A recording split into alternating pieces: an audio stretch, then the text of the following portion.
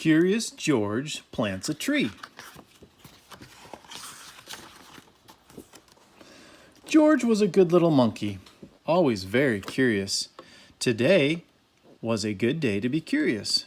The man with the yellow hat was taking George to the Science Museum. The museum was one of George's favorite places.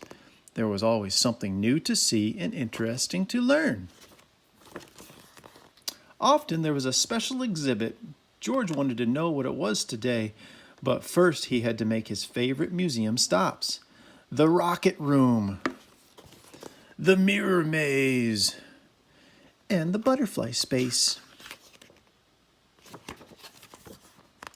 Finally, George and his friend made it to the special exhibits room.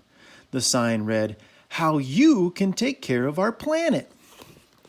George learned many things, how all people, animals, plants, air, and water on the planet make up the environment, how trees can keep the air clean, and how people can help protect the environment from pollution and too much trash. George had a great time and didn't get into any of his usual mischief.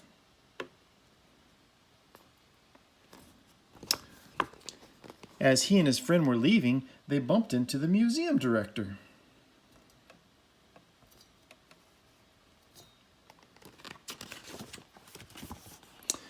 Dr. Lee looked happy to see them. "How is my best monkey visitor?" Dr. Lee asked George. "I'm so glad I ran into you. I wanted to tell you that we're having a Green Day rally tomorrow in the park." George was curious whatever a rally was. He was sure that the park was a good place to do it. "We're going to plant a truckload of trees and collect used paper for recycling," Dr. Lee explained. We didn't have much time to advertise, but we need a lot of volunteers. Would you like to help out?" There was nothing that George liked better than to help. "What a great idea," the man agreed. "We'll be there." That night, George was ready to do his part for the recycling drive, so he gathered every newspaper in the house. He stacked old mail on top of papers. He piled every cardboard box and food cartons on top of that. What a heap! What more could he add? George scratched his head. Then he took several books off his bedroom shelf.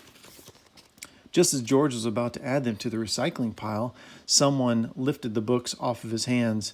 "Not too fast, George," said the man. "These books are made of paper, all right, but you can read and enjoy them many times, and when you're done, you can donate them to other kids or your library. Reusing is just as important as recycling." Okay. The next morning, George and his friends set out for the park with their wagon neatly stacked with paper. Suddenly, the man stopped and said, "Oh, I forgot my gardening gloves. Go on without me, George. I'll be there soon." As George walked down the street, he spotted several newspapers lying out on the neighbors' front stoops or their yard. George had an idea. He had lots of room in his wagon. He could recycle all those newspapers.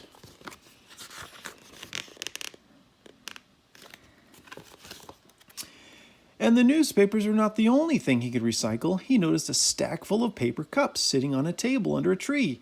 Into the wagon they went. So did a pile of magazines and a heap full of papers someone left on the sidewalk. George was happy with his great load. At the park, he found Dr. Lee already hard at work.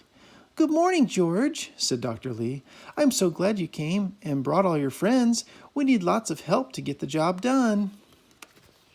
George turned around. He was surprised to see so many faces, but they didn't look very helpful. They looked angry. The man with the yellow hat arrived just in time. He explained to the neighbors that George was gathering paper for a good cause. They were no longer mad. They even stayed to help plant the trees. "George, you saved our Green Day," Dr. Lee said with gratitude. "These trees will provide fresher air, and each summer we'll have more shade, which means we'll use less water to keep the grass green. Thank you." Being a monkey, George had known all along how important trees were.